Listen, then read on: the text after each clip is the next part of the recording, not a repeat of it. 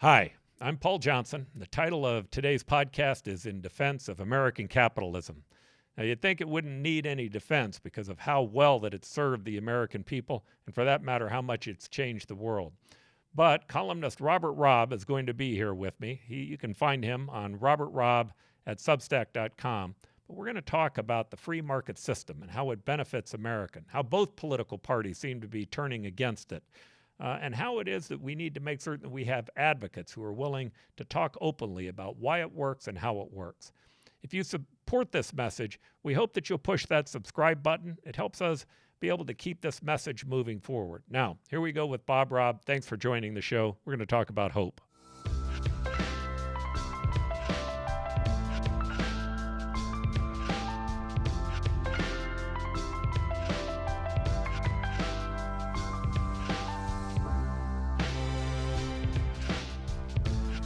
Bob, welcome to The Optimistic American. Good to be with you. All right, this is going to be a fun topic. We're going to talk about In Defense of American Capitalism. I think you're one of the better experts on that. I've enjoyed reading all of your columns over the years, and you always do a good job of finding a way to insert a defense of the American free market. So I appreciate it and appreciate you being on. Very kind of you to say. All right, so your columns now have moved. You're on a new platform. What's the name of the platform again? Substack. All right. And Substack, if somebody wants to find you there, what would they do? Just go to Substack? robertrobb.substack.com. Okay. So I'm on it because I got the latest article. And before we jump into kind of the theoretical portion of the discussion on American capitalism, I want to start with your latest article, which was on Kyrsten Sinema, the United States Senator out of Arizona. And I think that the title of it was that she may have saved us from a recession. Tell us a little bit about that article. May have saved us from a very severe recession.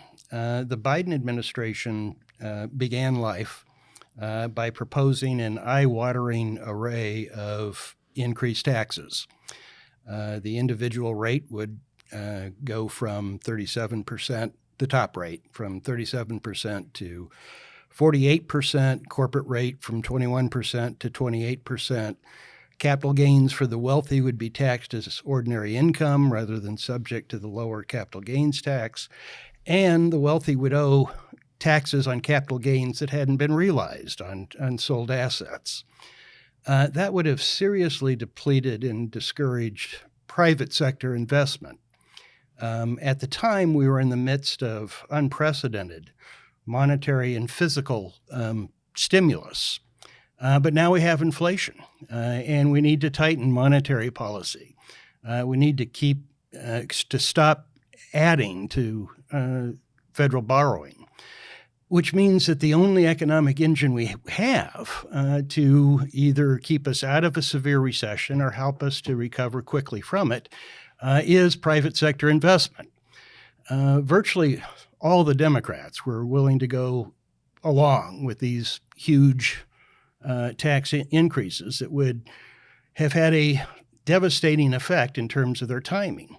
And Sinema stood on the Democratic side practically alone in saying no. And the rather comparatively modest tax increases that are in the Inflation Reduction Act don't jeopardize the incentives for private sector investment that we are now relying on. And even though I don't know that philosophically she was motivated by all of these considerations, she sees herself as a pro-business Democrat.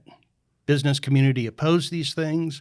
She stood alone, and she's the reason we don't have them. So I do believe that she, in a real sense, deserves credit for rescuing the country from a severe depression or recession, or giving us the possibility of a quick recovery if we fall into one. Yeah, I always find this topic interesting, just the general concept. Why did she do it? Democrats do that to Republicans I know with Mike Pence when he voted the right way, which was, no, my job is to certify the election. They all like coming up with, well, what was his real agenda? Well, maybe his real agenda was he thought it was the right thing. But does it matter? in the end, he did the right thing. Right. It was a good thing for the country. And, I've been in politics. Sometimes people go through a messy process coming to whatever position they come to. But when they come to the right decision, I think he was good. Well, since Sinema has been in Congress, including when she was in the House, she has been very pro-business. Mm-hmm. Very few Democrats left that are in that category. Now, pro-business isn't the same necessarily as pro-free market. Mm-hmm. And she's been supportive of the various industrial policy proposals, such as the subsidies for computer chip manufacturing, but so is the business community. So to me, it's not that she's a supply-sider in terms of economic philosophy. It's that she's pro-business. And her voting record has been fairly consistently that way. And it just happened that the timing of it was very fortuitous for the country. All right. So I just made a comment a moment ago. Very few pro-business Democrats left, but I wonder, it seems to me like there are very few pro-business Republicans left. Does the business community even have a home anymore today in a political party? I don't think the business community does. And the Republican Party is moving away from being both pro-business and pro-free market. The latter disturbs me more than the former. I mean, business is an interest group, and sometimes they support free enterprise when they think they can benefit from it, and support government intervention and support when they think they can benefit from that. More disturbing to me is the abandonment of support for free market principles. There's a school of thought that's gaining traction within the Republican Party that markets don't produce the right kind of jobs to provide particularly lower middle class males with the kind of jobs they need to support their family and to have dignity. And there is within that faction of the Republican Party a repeat of what Hayek called the fatal conceit, the notion that politicians and bureaucrats can do a better job of directing capital to produce the kind of jobs that these people think are missing from the current market economy. If right now there is not a political party that stands forthrightly for free market principles. A couple of things that you talked about there I'd like to unpack, I think are interesting. One of them was based around the idea of them losing their faith in business. But just as important was the idea that you said that that government, because of the amount of spending that they've been on, right or wrong, the COVID issue caused them to spend a lot of money, or they reacted by spending a lot of money, however you want to see that. They put themselves into a position where a lot of additional spending is probably going to be limited. And your point was the only way to really get to a recovery is the private sector is going to have to spend. It seems to me that most of the great things that are going to happen in this country are probably going to happen from the private sector. And and I'm talking about the things that move human progress forward, whether it's curing cancer, extending human life, finding driverless vehicles, which may do things like in the DWI industry. There's so many things that are happening on the innovative side of the private sector that's where most of the social good's going to come from anyway. Would you agree with that? Absolutely and thoroughly. It is entrepreneurial energy and innovation that drives the economy forward. The conceit of the Democrats are that government investment will produce better outcomes than private sector investment, so it's okay to take investment capital from the private sector and transfer it to the government. The Republicans that are in this faction that I described, that doesn't believe that the free market economy is producing the kind of jobs that we need, haven't quite figured out what their policy prescription is, but it will suffer from the same, as Hayek called it, fatal conceit, that somehow politicians and bureaucrats will more usefully deploy capital than private investors. And you described a whole array of innovations that are currently underway with private capital. Well, what politician or bureaucrat would know how much money should be directed in those directions? Individual investors don't know. But if they make the wrong decision, then that fails and the capital gets redeployed someplace else. When you look at the detail of an electric car, there are really three converging technologies that are taking place there. AI technology is one, battery technology is another, lens technology and cloud technology are the last ones. The amount of changes that have to happen just in the supply chain of those three to be able to come together to create an electric car is incredibly complex, incredibly complex.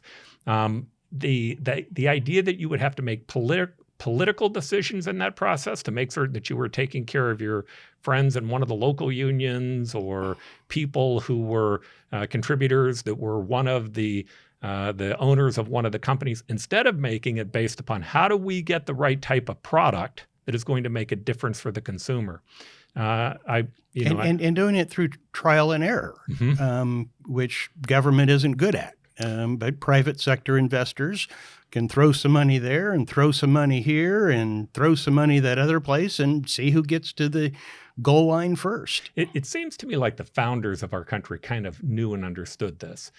Just this whole concept of life, liberty, and what was property, which became instead the pursuit of happiness under Jefferson.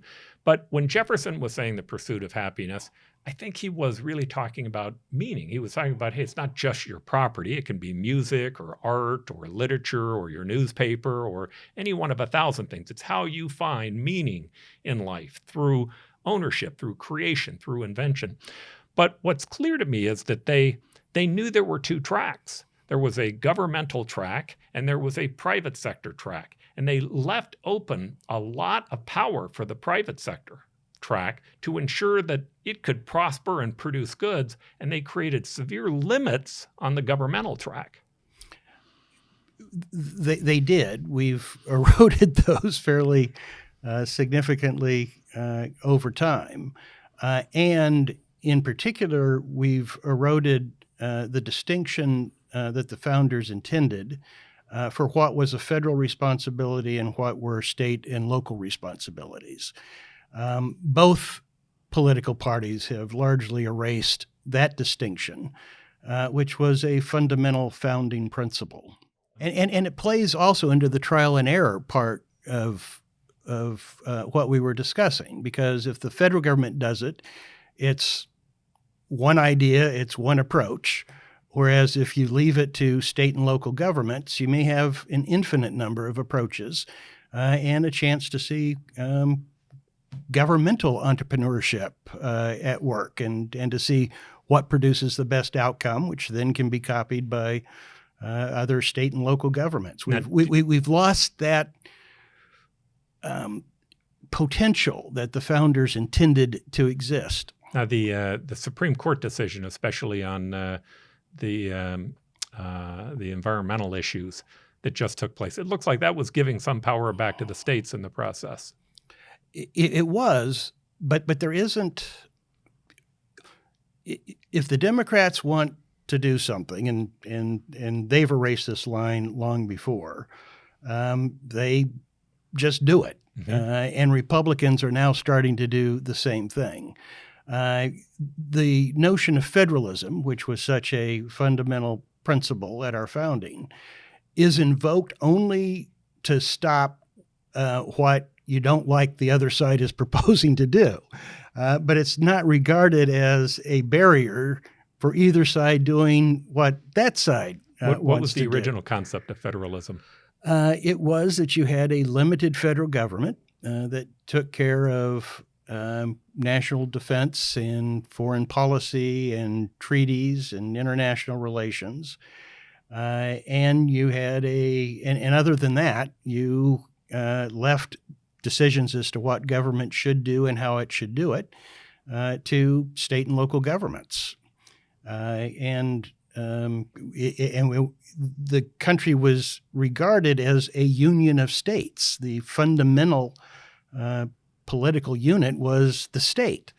I think having lost some of that is good. We have more of a national identity, and I think that is to our benefit. But the division of responsibility for governing that the founders intended, I think, was sound, and we have almost completely lost it. All right. Now, when you talked about the Republican and Democratic Party both moving in that direction, one of the things that I see that's hopeful is by them doing that, they're both squeezing other groups out. The Democratic Party is becoming more progressive. We've seen in states like Virginia where that squeezed out parents groups and other groups who began to bolt from the Democratic Party.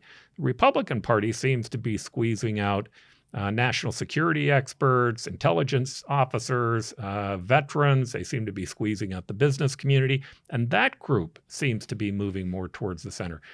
I know that you've talked about this, but there may be a way forward where independents begin to gain more power, where the center is able to gain more power. Well, you were quicker on the mark on this than anyone else I know.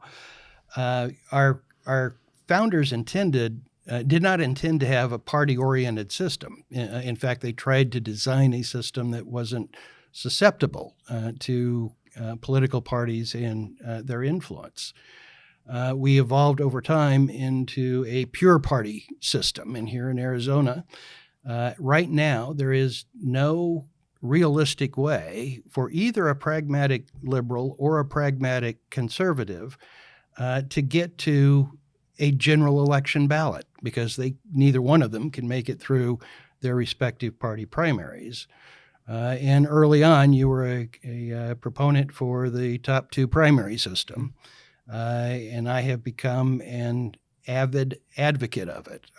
I do not believe that we can reform the parties, that we need to liberate the political process from the parties, turn the parties into purely private organizations, no different than any other private organization, without preferential access to the general election ballot or taxpayers paying for their internal deliberations as to who represents them in elections. And I think that's a fundamental change that we need. Arizona is more ripe for that than any place else, because a third of our electorate has already opted out of the two-party system by declining to register with either of the major parties or any party. Yeah, it's what I saw in being mayor, it's funny. I became mayor, I don't know, it was a 2-to-1 Republican district, something like that. I ran as a Democrat at the time. I'm an independent today. But you start with in a nonpartisan election, you knock on every door. All right. Now, I don't remember what I was, 24 years old, something like that. It seems like a million years ago. But you knock on Democrat doors and Republican doors and independent doors. And when you talk to Democrats, you'd hear about schools and the environment and those types of issues. When you knock on Republican doors, you hear about their business or about their concerns about the economy. You'd get different comments back from them. It wasn't all that hard to begin to recognize that there was a connection between the two. That for us to be able to pay for the social programs, you had to have a strong, thriving business community to do that. Now, I went through some experiments. You may not remember, but we had a project that the city of Phoenix took over where we decided to become the developers. And in that particular project, I was still on the council at the time. I thought it was a great idea. We could go in and we could make money, and we wouldn't be giving away all this money to developers. Well, then the arts community showed up and they said, well, the percent for the arts isn't enough. We need 4 or 5%. So we gave them 4 or 5%. And then the next group showed up and they said, well, we were the neighborhood and we got hurt the most by this move. So we had to get XYZ% of the revenues. And then, group after group came in and got their piece. And then we got to the part of actually bringing in deals. When we went to bring in a deal, the developers run and says, hey, you're stealing my deal.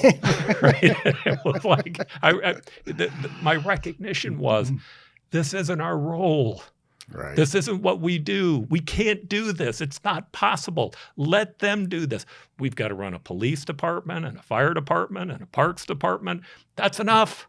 Do that as well as we can. You don't need to keep expanding into other areas. And by allowing the private sector to do that, you create revenue. And when you create revenue, you can pay for social programs. There's a symbiotic relationship between the two. And to me, what ends up being lost is that both sides demonize one another a little bit. I'm a huge believer. A lot. I'm a huge believer in public education. I think that we need a public educational system that works. I'm deeply concerned that the one that we have isn't, but we need one that does work. That's the greatest way to equalize. How do you get that? People have to work. They have to pay taxes. How do you get that? You're not going to get it by government programs. Government's not going to be able to fix this. Well, and that's the problem with the Democrats wanting to substitute public investment for private investment. It doesn't produce the revenue. And some of the Nordic countries have followed the formula that you articulated, where they have a fairly robust economy and a fairly open economy, and including more lax labor laws than we have here in this country in some respects, so that they have a private sector that produces. But then they have a much more generous social welfare system than we do. And we've sort of lost in both parties, more in the Democratic Party than the Republican Party on this particular point, in understanding that it all begins with success from a private sector economy. That's, as you describe it, that's what generates the money that allows you to do all the stuff that you'd like government to do. You know, I was just in Egypt, and I found it fascinating. Nasser, who took over, I don't remember what year that would have been, the 1970s, I think, maybe it was 1960s. Egypt had, no, I take it back, it was actually before that. It was when they broke away from the British. So when they broke away from the British, he was a socialist, and he made a decision that they were going to take over the means of production of some of their different industries, which it's fascinating because oftentimes when people think socialist, they think maybe it's just social programs, but there are varying degrees of what socialism can mean. In any event, the biggest issue that they had was bread. Right? They needed to make certain that everybody got bread. So they took over the means of production for bread. Well, they promised a very low price for a loaf of bread that they would give to the public. So when they went to buy the grain, they told the farmers, oh, this is the most we can pay. So farmers got out of the business of growing wheat. All right, they said, no, I'll find something else to do with my land. That's okay. Right? Now, here's a place where it was a fertile crescent. This was a place that produced most of the wheat for most of the world, including the entire Roman Empire. They built up huge strength based upon it. By the time they were done with their program, they import 90% of their wheat. Now they're dependent upon the Ukraine. Right? Now when Ukraine gets in trouble and can't ship out wheat, and there's a possibility within Egypt, Somalia, Kenya, and Ethiopia that they have somewhere around 23 million people that starved to death because of no wheat. And yet, this was an area that produced it. All taking over the means of production did was, they didn't produce the amount of bread that they thought they would. They couldn't get the pricing that they thought that they could, but they also began to destroy the infrastructure that had been built in their country that kept them secure. Probably the most underappreciated economic force is price signals. And that tells you when you need to produce more or when you need to produce less, when producers need to produce more or need to produce less, the way in which capital gets redeployed, the way in which employment and human labor gets redeployed.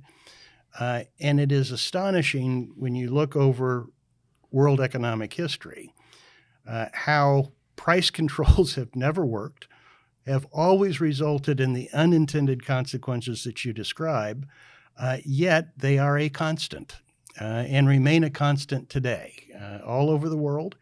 While we have a shortage of gasoline and oil, the response of government is to suppress the price, and the impact that consumers feel rather than if you're worried about the loss of purchasing power, going ahead and allowing the price to rise, allow the price signals to be sent, allow the market to respond appropriately, and then provide separately income support to people who you think are going to be hurt by that increased price.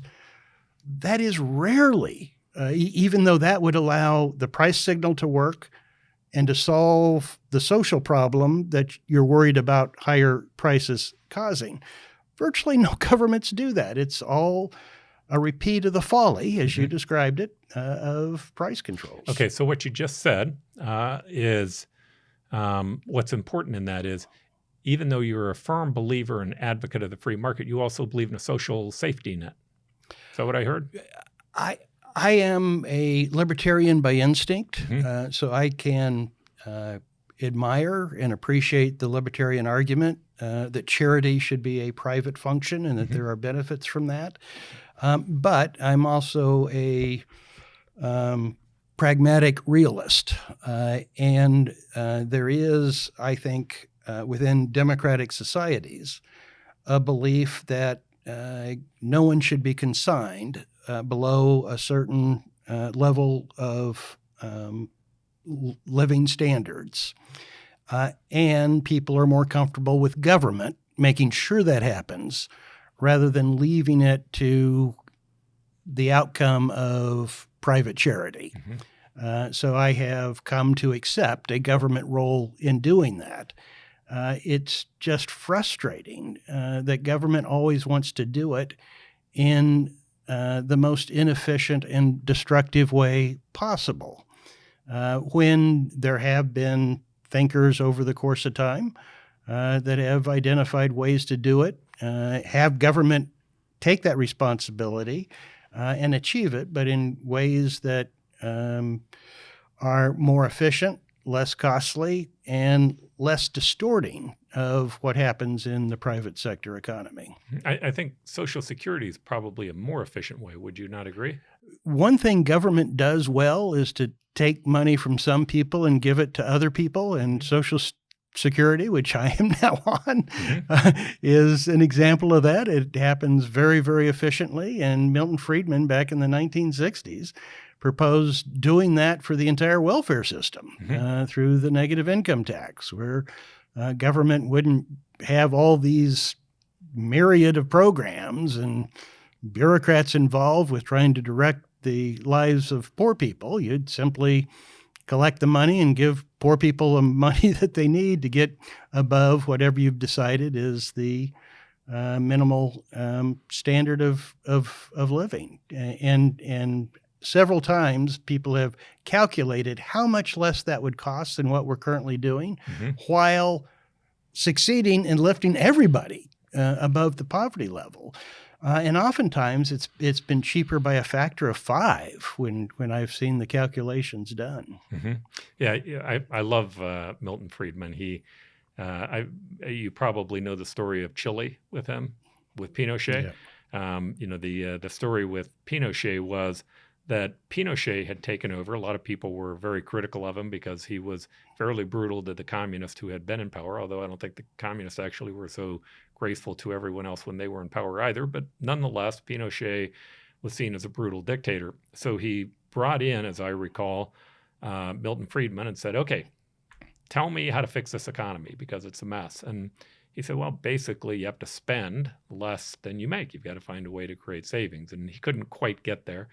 But what he did agree to do was to take a group of his people and send them back to Chicago to be educated by Friedman. And they created a group, I think they called them the Chicago Boys or something like that. But when they came back to Chile, they implemented all these free market reforms that had a dramatic impact on the Chilean economy. Even their social security system, they made a decision that instead of investing all of the money into government, like the United States basically does, that they would take a portion of it and invest it outside the country, and a portion of it and invested in investment capital inside their country, which meant that you had a huge amount of capital available for investment. Now, Chile's become the kind of the economic marvel over the last 20 years, 30 years of South America. They tend to do better than everyone else. But you can look at it, and it was because they put economics before taking over the means of production, before price controls, before making certain that the price of bread was at the right price. They created a system that allowed the free market to reign more competently. Yep. So, all right. So let's jump to the other system, the alternatives that exist. I find it fascinating that we had Karl Marx, who had this theory that was what was called the dialectic materialism, I think, the concept of that you had at a point in time slavery, and that slavery ended up meeting the thesis was slavery. The antithesis ended up being farmers, people who were in agriculture, and that was the antithesis, and the new thesis or the synthesis became a feudalistic society. And that was challenged by small vendors and others who became the antithesis, and that became a more democratic society. And his belief was at some point in time that we would move on to the proletariat being moved aside, and where the workers would begin to take control. And they'd take control by controlling the means of production. In the United States, I'm not sure exactly what theory we bought into, but it seems closer to me to Max Weber, who had this theory that said, well, you don't have to go all the way to that being taken over. You can create a social safety net and allow the economic engine to work. That theory was, hey, what drives the economic engine is the private sector, not government. And if the government has an effect on that engine, either by regulations or by taxation. But either way, you slow the engine down when you do that because you create friction in it. If you create too much friction, you stall the engine and you can't pay for the social programs. It's fascinating to me that we keep watching this theory of dialectic materialism, communism, socialism, fail. It fail in spectacular ways. And yet there still seems to be this constant political movement towards people who believe that somehow or another socialism will be better. How do you explain that you spent a lot of time in politics. How do you explain how that happens? There is a strong egalitarian instinct among a large number of people. And socialism appeals to that. And a sense that a free market system excessively rewards certain behaviors and insufficiently rewards other behaviors. But it's been demonstrated over time that you do better for the least well-off through free markets than through socialist systems. And the formula that you described, where you leave the private sector free to do the production, you then tax it and use the proceeds to do more for those who are less well off, is the formula that works if you want an activist government providing a social welfare net. But these things tend to happen in cycles. You go back to the 1970s. The United States was stuck in stagflation. We had an economy that didn't grow as many years as it did grow during that particular decade. Europe was socialistic.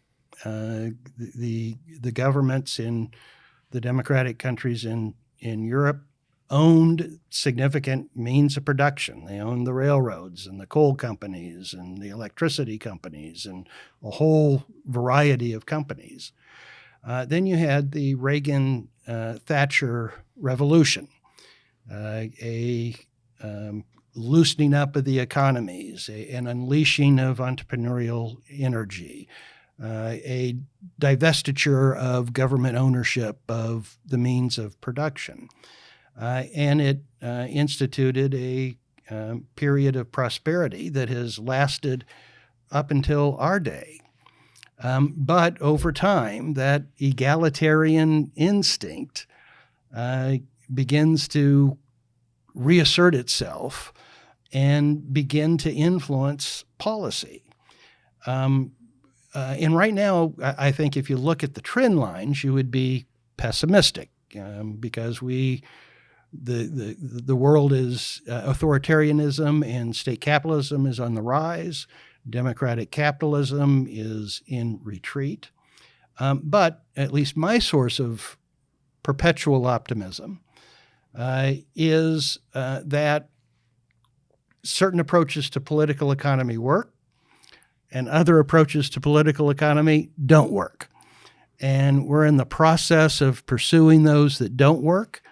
But if the world could recover from the circumstances that it was in the 1970s, and you could have a Reagan-Thatcher revolution that unlocked the entrepreneurial and productive energies of people in democratic countries, then I think there's reason to believe that we will return to that. That this cycle of pursuing the egalitarian instinct to the point of harming the productive private sector economy will once again run into the roadblocks. As Thatcher said, the problem with socialism is that it ultimately runs out of other people's money. And that's true. I also, there was a essay in the Wall Street Journal decades ago by the economist Herbert Stein, who recounted all the economic folly that he had seen during his lifetime and participated in, culminating in Richard Nixon's wage and price controls of the 1970s. And he said, despite all of this folly that he had watched and participated in, the American economy had continued to grow and grow and grow and grow. And the conclusion that he reached was that provided there was a reasonable amount of economic freedom, that the productive energies of the American people would overcome the follies that their politicians and public officials inflicted on the economy. And I think we're seeing that today. I mean, if you look at what we've done with fiscal policy and monetary policy that has produced this high level of inflation, and what I regard as the folly of both, which was recognized at the time that we embarked upon them, nevertheless, the economy is doing okay. Now, I think going back to where we started, I think part of that is because Kyrsten Sinema saved us from having ruinous increases in taxes, hitting at a time of high inflation when we can't afford stimulative monetary and fiscal policy. So it's sort of an accident of history. But the productive private sector is doing okay, at least right now. You know, you have these two parties that both seem to want something close to the same thing. One wants a stronger government. The other wants a stronger strongman, right? They're both pushing for a more centralized control of how our society works, maybe for differing reasons, but nonetheless for a stronger amount of control at the government level. To me, the fundamental of why this works is we're a distributive system. The power is dispersed into a lot of different hands, not just Congress and the courts and local governments, but the private sector, individuals. The supply lines are mainly the supply chains is driven by other groups. Almost every single group that gained control, when you really look at the ones that really gained control, whether it was Mao or Pol Pot, Russia with the oligarchs, what happened in Venezuela, it never fails. They can't just simply change the means of production. They can't just take over the means of production. They have to take over the means of thought. Because if you don't take over the means of thought, people start to say, whoa, wait, you can't take my property from me. You can't take my goods from me. And they stand up. Well, now you have another problem. Now you have to deal with them. One of my favorite books is the Gulag Archipelago, where Solzhenitsyn talks about taking accountability for himself. He says part of what happened was he was given the job from the Communist Party to go move a group of people that were basically farmers off of their land, because it was not possible for them to own land and to have communism work. And I said, now to us, they were the enemy. They were the bad guys. They were the bad guys because they were private property owners.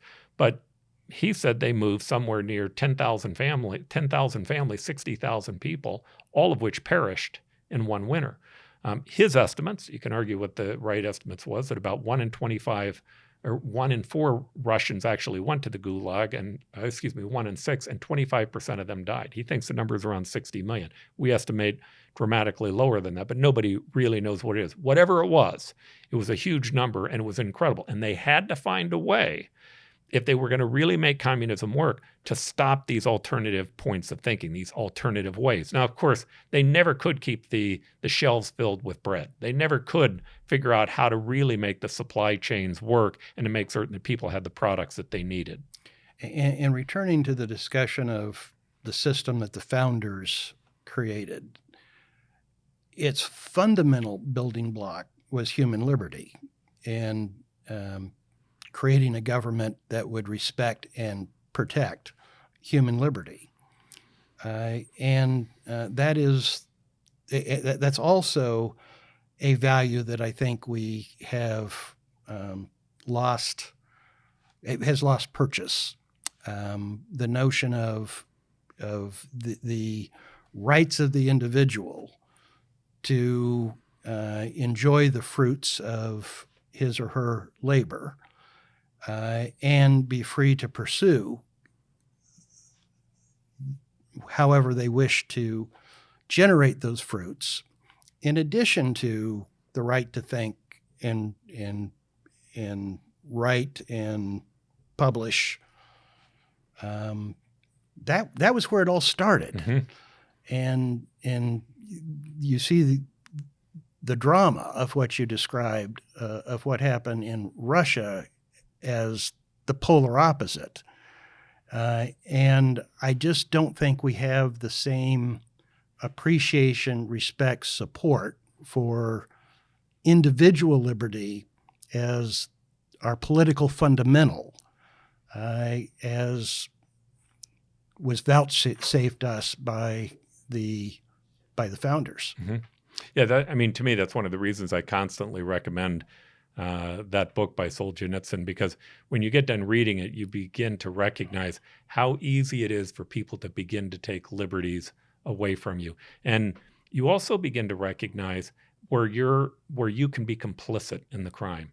His point is that there are these ideologies that exist, and that we buy into the ideologies, and what we do is we begin to then say, instead of believing there's good and evil inside of each one of us, which I believe there is, you start to believe that it's the other group that's evil and my group is good. And then that begins to give you the license to be able to do things to them.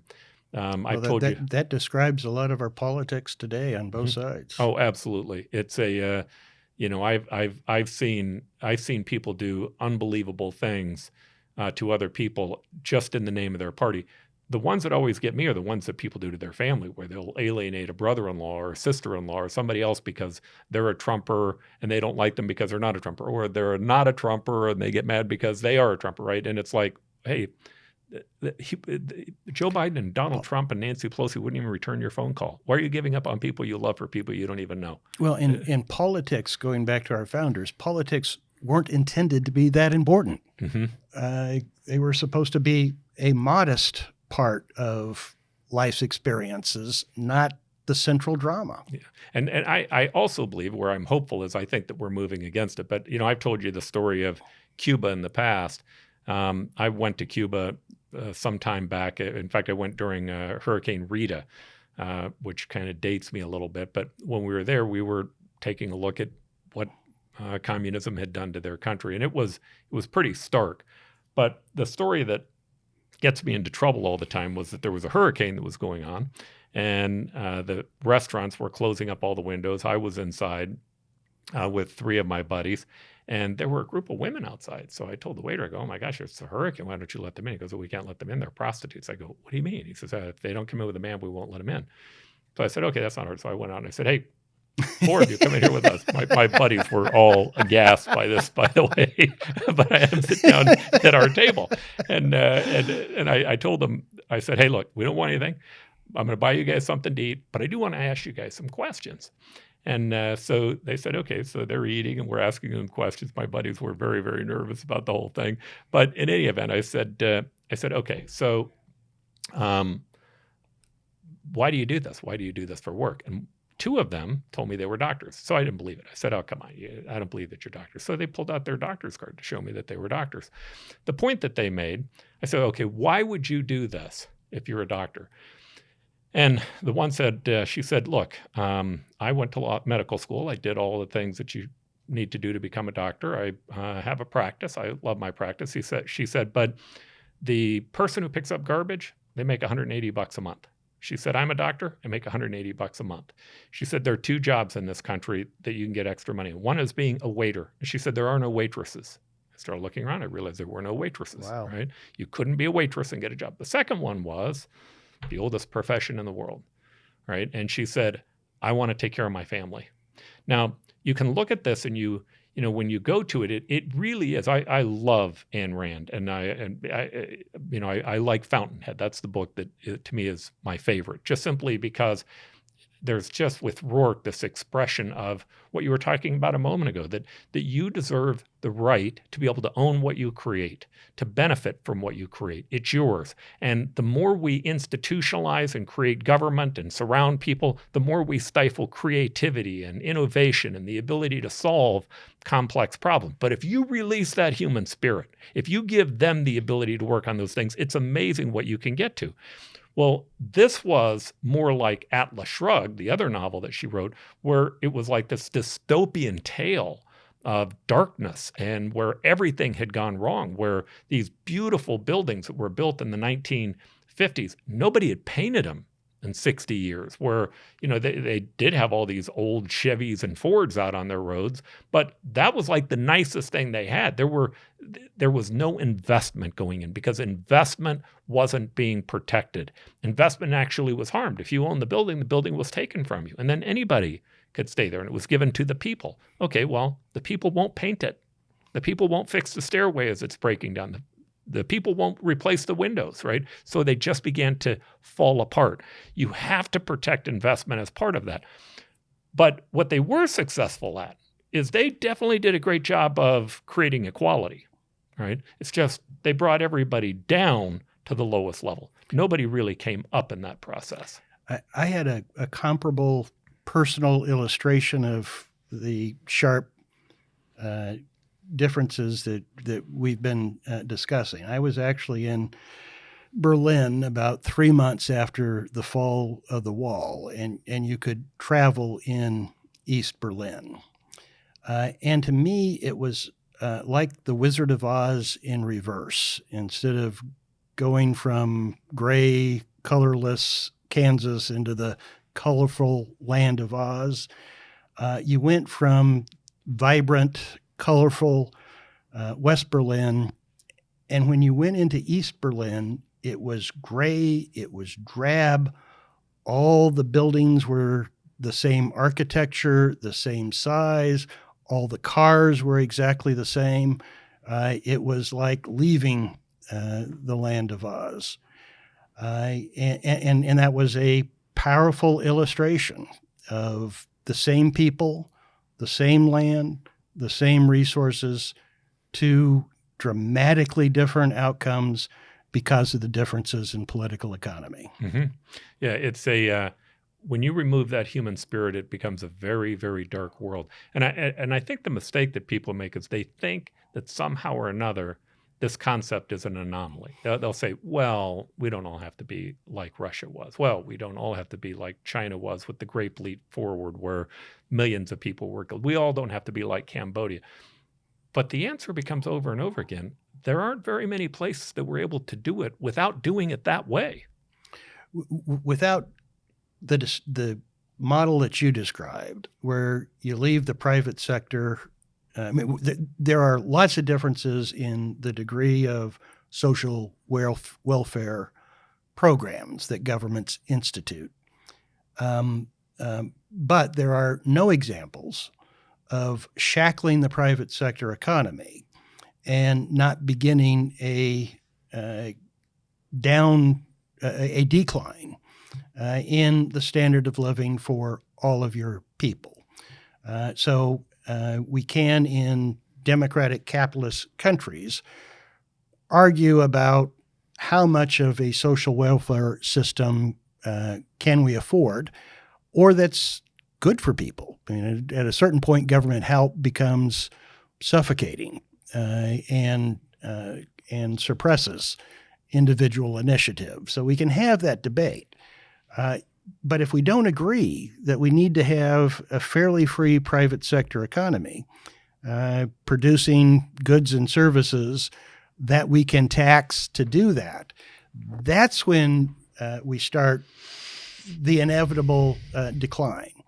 And unfortunately, I think we, at this point in our political cycle, are moving towards that decline. There's increasing support on both sides of the aisle for industrial policy. We got to do it to compete with China, or we've got to do it to produce a different kind of job for lower middle class males.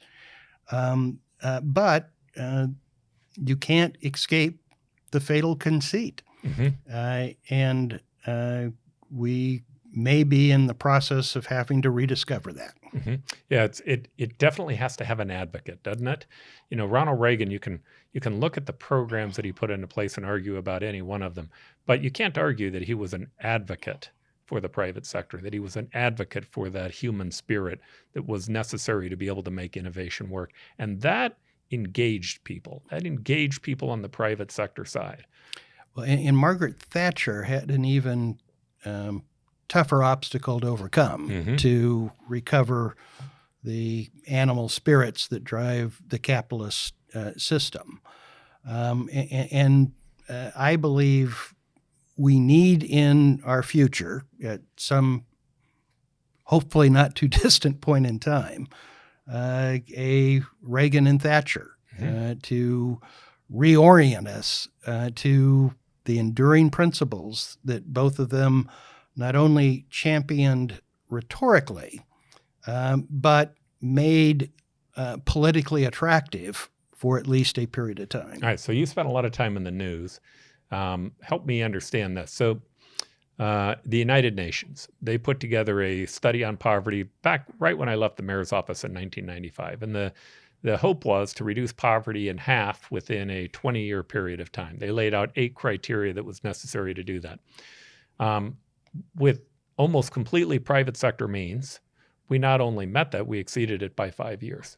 Right? And most people wouldn't believe that. They wouldn't believe that child mortality dropped, that literacy rates grew, that the overall age, the amount of time that people lived, was actually increasing in these countries. But overwhelmingly, we made huge strides in it. There were a number of books that were written about this. One of mine and your favorites, Matt Ridley's The Rational Optimist, was written partly based upon that study. He talks about that a lot in his later writings. Peter Diamandis wrote Abundance based upon that book. None of them got a Pulitzer. Right? No one focuses on the great things that the market does. So not only is there not a political advocate in the system, there's no one in the news media that seems to be an advocate for them. Not that you haven't done so as a columnist, but in fact, I see quite the opposite, especially on the nightly news. There's just a constant beating to the American brand that's taking place. What is it about that industry that they can't find the great things that are happening inside many of these industries because of the free market? Paul, I do not have a good answer to that. But there is a mentality that exists within traditional media that sees the world from a leftist perspective, but also are suckers for David and Goliath stories. And so they're always looking for the big business, the powerful person treating the little guy badly or unfairly. That's the kind of story that that industry is a sucker for. And then in the course of focusing on stuff like that, which it used to be that you could say that it was because it was succeeded in the marketplace. But this industry is dying. It's not succeeding in the marketplace. It's not providing Right. people what they want. And you lose by focusing on all those things, and it's worth covering those. You lose, as you described, the big picture of what's actually happening and the extent to which living standards are being improved. One of the problems is that our way of measuring our relative improvement in living standards are deeply flawed and don't reflect true gains. Because you will read all sorts of studies about how there's been no improvement in income since 1979 or whatever point in time someone chooses. Well, you go back and you look at how people lived in the 1970s. They're now living in homes that are 50% larger. They own more cars. Their cars do more things. In the 1970s, no one had a smartphone. No one had a home computer. Very few had air conditioning. You didn't have microwave ovens every place. So there's no way. And people are living in larger homes with smaller families. There's more living space per person dramatically. So there's no way that our standard of living hasn't improved dramatically since the 1970s. But you don't see that reflected in the statistics that we cite and wring our hands about. And this was also a point that Matt Ridley made in his book and has made in some other writings. And we've actually become more egalitarian. As Ridley says, if you go back even before 1970s, the difference in the living standards of rich people and poor people were dramatically larger than they were today. I may have a Timex. Some rich guy may have a Rolex. Both of us tell the time. So you're right, that big picture is being ignored. The news media has a particular focus. It's not succeeding in the marketplace. And it's a huge mystery to me as to why there hasn't been a willingness to make a hard evaluation of what traditional media is providing people and why they're not buying it. Well, you made a comment a moment ago about people from the left in the newspapers, and then the David and Goliath story. Look, my family was very poor. I came out of a very poor neighborhood. There are a lot of things in me that are left-leaning inclinations. I do care about inequality. I do care about poor kids having the ability to have a step up. I think the best way to do that's education. I know you've been a big supporter of that. I think in education, things like charter schools have made a huge difference in taking people who are in middle-class neighborhoods who couldn't afford to send their kids to the best private schools where they can go get a better education because the choices are there. And I think it's also helping the rest of the public school system because it's bringing them up as well. But I care about those poor kids. I care about kids having the opportunity. I also know I worked my way out of it by being an entrepreneur. And that is a high-flying name for what it was that I was. I was a drywall subcontractor. That's what I was doing to be able to pay my bills. But the fact that I could, and that I could put things together, and that I could pay my bills, it made a difference. I'm convinced if you want to help those kids get out of those neighborhoods, the only way to do it is with a strong, robust private sector market where we incentivize people who own, create, and produce product. If you do that, you're going to be able to do a lot more for people who are impoverished than we're going to be able to do by increasing government spending by 10%. And that message needs to get to the kids that despite your current circumstances, if you do certain things, if you pay attention in school and you do your work and you stay off drugs and you don't have a child until you're married and you get a job and do a really good job at that job, you will get a ticket to at least the middle class and perhaps more. Instead, these kids are being told that the solution to their situation is politics, rather than individual initiative with things that they can control, irrespective of how dire their circumstances are. Now, that's not to minimize the fact that the hurdles for an awful lot of kids are high and are much higher for some kids than other kids. I'm not saying that's easy, but it's the message that needs to be delivered, that you control your own destiny. I don't know that it's ever been easy anyway. Right. You know, if you look back in history, it was easier when we were crossing the Great Prairies in covered wagons. Yeah. It was easier when we didn't have clean water, when we had dysentery, when we had all other types of problems.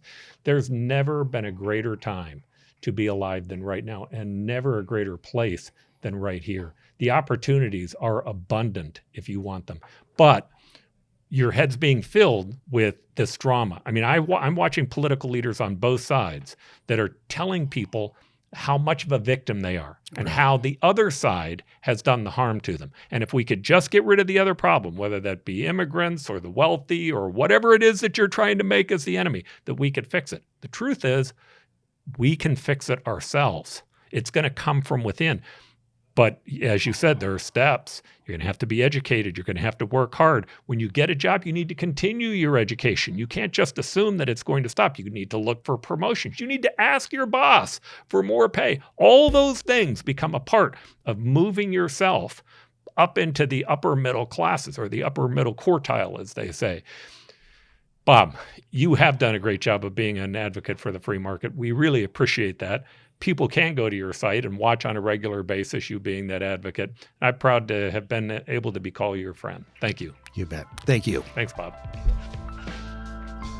Thanks for joining the Optimistic American Show. Now, help us grow by subscribing to our channel. If you enjoyed the episode, please leave a like and a comment.